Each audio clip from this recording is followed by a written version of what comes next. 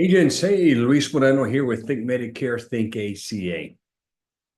Question I get, man, Luis, what the hell is going to happen with ACA under the new Trump administration? Well, guess what? I found my crystal ball. It's right here underneath this monitor. I'm going to look into it and tell you exactly what my little genie inside this crystal ball. Are there genies in crystal balls? I don't even know. But anyway, what this little genie is going to tell me about what I think Trump is going to do for ACA going forward. All right. But before I share everything, please comment, like, and subscribe to my channel. Guys, we're almost at 7,000 agent subscribers. Help me get to 10,000. I need your help. Share me with colleagues. Subscribe if you're not a subscriber. We're going to get there slowly but surely. All right, so let's check out this article first before I get into my predictions. Okay, so let's look into this article here. All right, and it's coming from Kaiser Family Foundation. Trump's early health move signal intent to erase Biden's legacy. What is next is unclear. All right, so we know he's been signing like crazy. Look at this picture here. Signing like crazy all of these executive orders. What's coming next? So as I was reading this article, which I will share the link to this article in the description below. Here's what I think. He's right now, nothing has changed. It's still business as usual. All right. So we know there's a flurry of executive orders and other actions Trump issued on the first day, including rescinding directives by President Biden that promoted lowering drug costs and expanded coverage under the Affordable Care Act and Medicaid. Executive orders, as a general matter, are nothing more than guzzied up internal memoranda saying, hey, agency, could you do something? There may be a reason to be concerned, but it's down the line is what they're saying. So, guys, I've got a community of ACA and Medicare agents that we're putting together. 25 years in business is what I'm going to be sharing with you. Guys, come join us at the community, a community of ACA and Medicare agents, and we'll show you how to grow. That's because making changes to an established law like the ACA or programs like Medicare generally require new rulemaking or congressional action, either of which could take months. Trump has yet to win the Senate confirmation for any of his picks to lead federal agencies. All right, well, whatever. Getting rid of all the cancer, I call it cancer, the cancer caused by the Biden administration, Trump told reporters. So here's what we've got. During Biden's term, his administration implemented changes consistent with health orders, including lengthening the enrollment period. Okay, this is my prediction. So before Trump, we had Obama.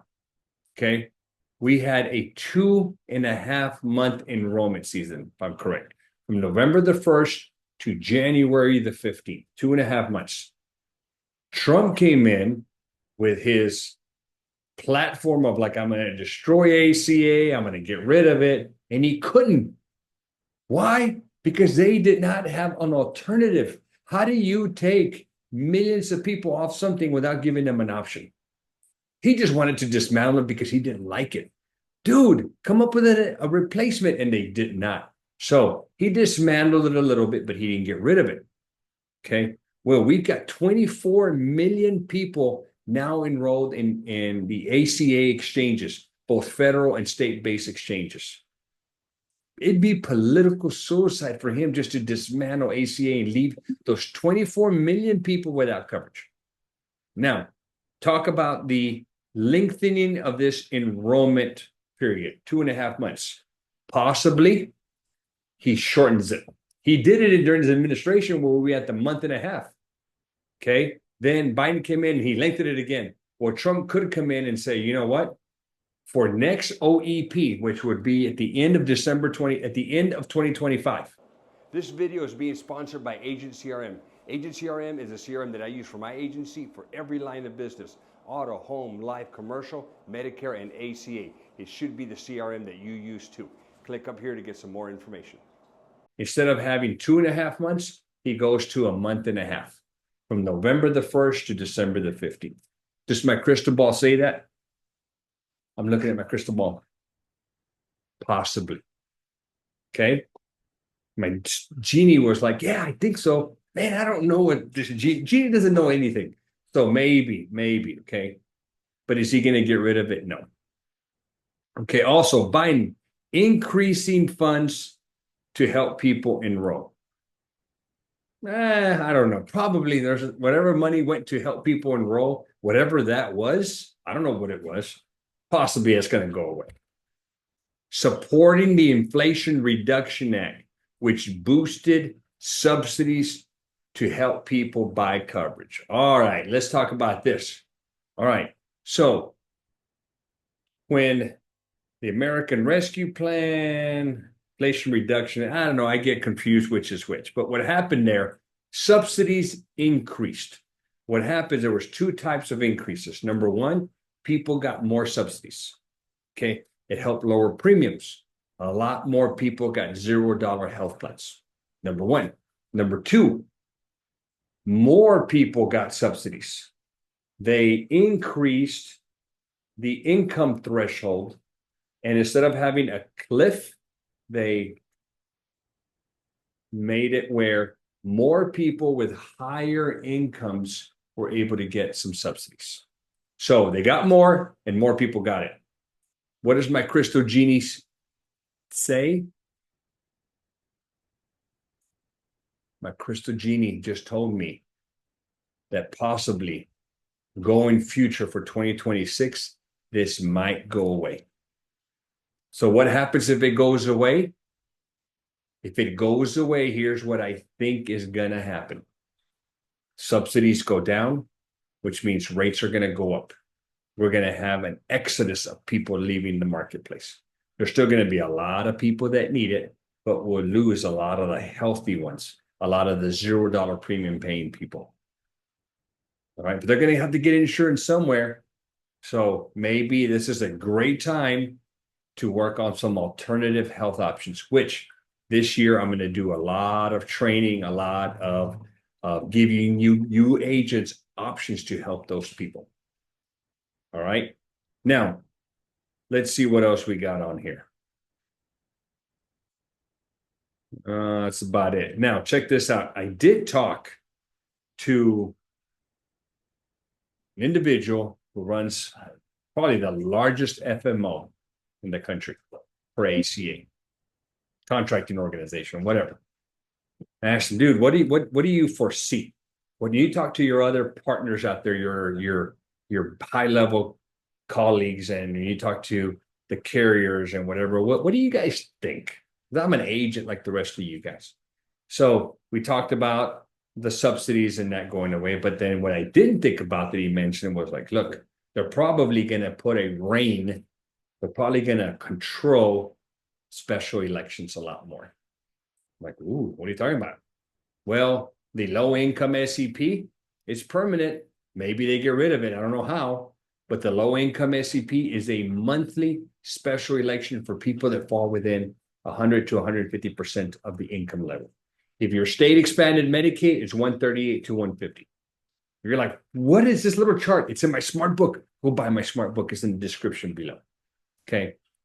So Biden came in, and a lot of these special elections, we don't even have to provide proof that they're legitimate. Gotta love them Democrats. Just check the box. Boom. Okay, you don't have to prove it. Well, under Trump, what they're thinking is we may still have these special elections, but we're going to have to submit documentation that they are legitimate. So like the very popular one that gets abused a lot is the loss of coverage, which creates a special election. Well, we may have to go back to we start submitting letters of credible coverage to prove that that election is legitimate. All right. So is it going to get harder? Yeah, it's going to get harder. Oh, well, we're just going to deal with it. It's going to get harder. But you know what? There's going to be a lot of agents that when it gets harder, they kind of like, I'm out. Beautiful. Get the hell out. That's going to leave a heck of a lot more business for the rest of us who stick through it. So for those of you that are in it and going to stick with it, we're going to make more money, I think. Number two, I'll have a lot of alternatives for you guys.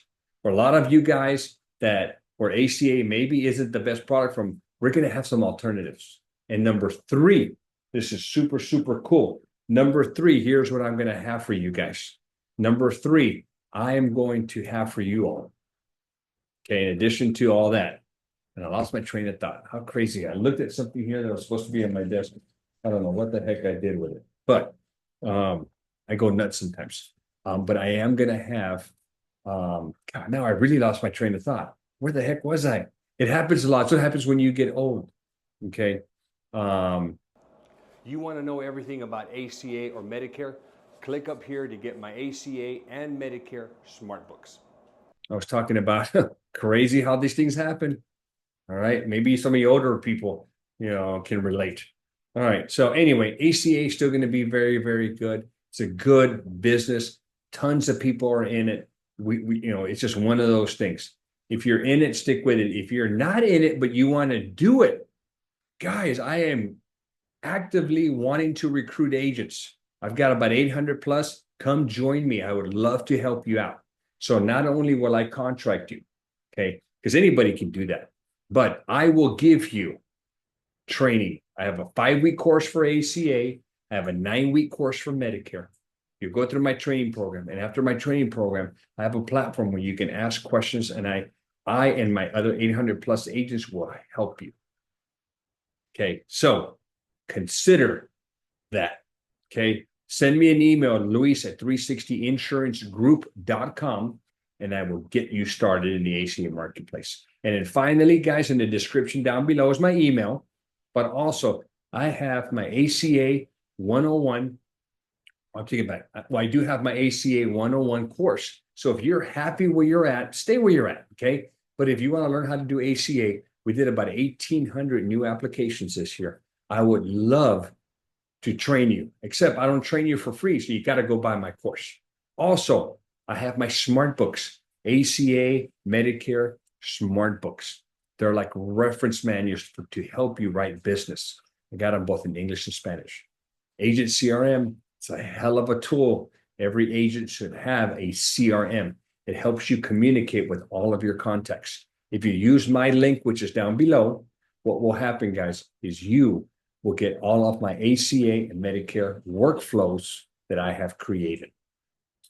Okay. And then finally, guys, I've been in this business for 25 years. I'm almost retired. I'm only here because I got nothing else to do. I got little ones. I can't travel the world. Okay. Otherwise I would be. But I will tell you this, guys, is that I get a lot of requests from agents. Luis, I'd love to pick your brain. I want to get started in this business. Let's talk about agency creation, agency planning, hiring people, marketing, whatever. Guys, I'm a busy guy. I can't give it all away. But if you want to buy a half hour of my time, an hour of my time, there's a link down below. Get it. And I would be glad to spend some time with you and share everything. I won't hold anything back. Everything that I have learned. I would be glad to do that for you. All right. And then the last is always the last, guys. Don't forget to comment, like, subscribe. We have a community of ACA and Medicare agents. You want to come join us? I'm going to be doing all of my training that I do for my agents. I'm going to be doing in the community for agents who are not mine. So consider doing that. All right, guys. Appreciate everything. Luis Moreno, Think Medicare, Think ACA. Make sure to comment, like, and subscribe.